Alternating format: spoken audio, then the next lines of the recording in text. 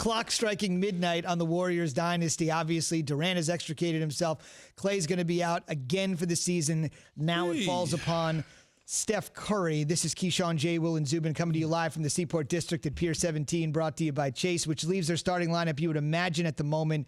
Wiggins, Oubre, the new kid, James Wiseman, Steph, and Draymond Green. And right out of the gate, when you look at that 5J, you essentially said the first thing when I mentioned those 5 names is, sure, Wiggins is a talented player. Sure, Steph needs some help. But in your mind, Wiggins may not be enough here.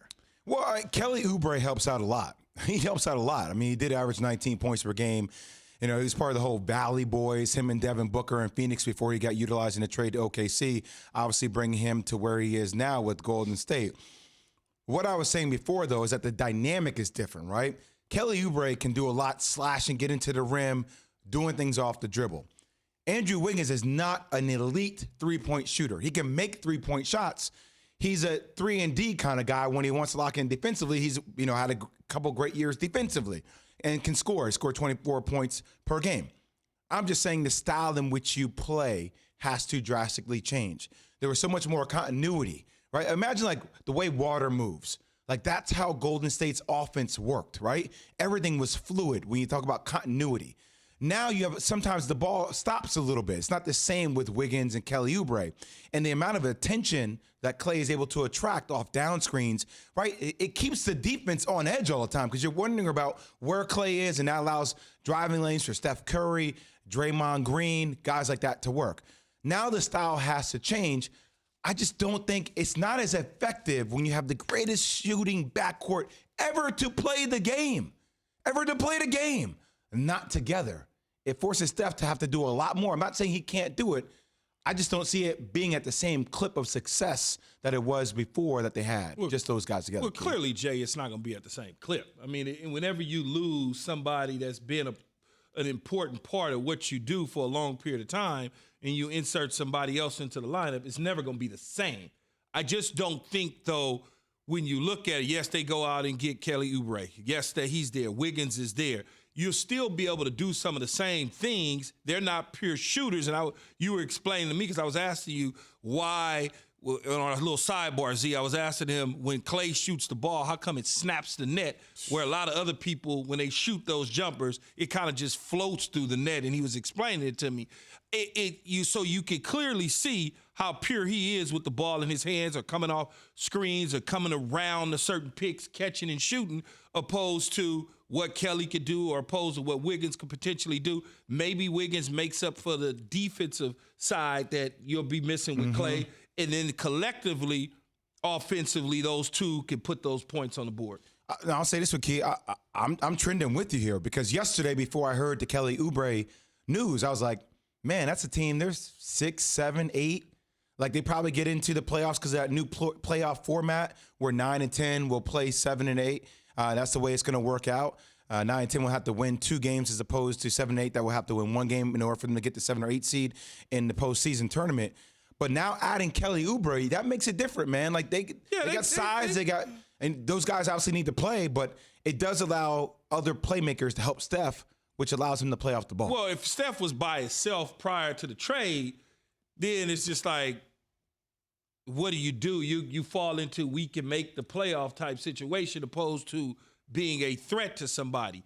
Anything can happen. There's no question about it. Injuries can happen to other teams, whatever the case, bad nights, all of that. But even with Klay Thompson on board, I never really felt like that they were a major threat to come out of the West to the Clippers and the Lakers. The Lakers, obviously, they go out and get Schroeder. They're going to re-sign some guys. Hopefully Dwight comes back. So that's a little bit different because of their length and their size opposed to the shooting that Golden State has. But then when you look at the Clippers side of it, I'm sure the Clippers are going to address some needs that they have today when free agency starts.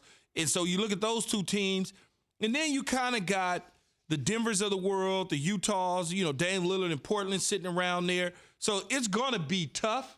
It's going to be tough for Golden State, but I just never really felt, Jay, that Golden State was a threat to the Lakers or the Clippers coming out of the West. And I know we get caught up in the moment of the great history of what Golden State has been. But remember, Kevin Durant was a huge part of that, who is no longer there. And then prior to that, when they were young guns, I don't know, was it 6 years ago? They had a different makeup with Livingston and Iguodala and those guys. They're no longer there. And the rest of the league. See, the way the bench isn't the same. That's exactly. And the way Golden State won that first one, teams weren't playing that fast. Teams weren't spreading the floor the way they spread the floor. Teams didn't have the three-point shooting that they had, right? So they the way took they that recipe that Golden State had and stole it to a degree to try to put it on their teams and in their organizations. And the rest of the league has caught up to the way Golden State plays. Now, everybody plays that way, spacing the floor, three-point shooting at volume, and things of that sort, right? So, yeah, I just think we don't talk about Golden State winning a world championship until Klay's back on the court, and then that depends upon what version of Klay Thompson comes back off 2 injuries where he will not have played basketball in 2.5 years.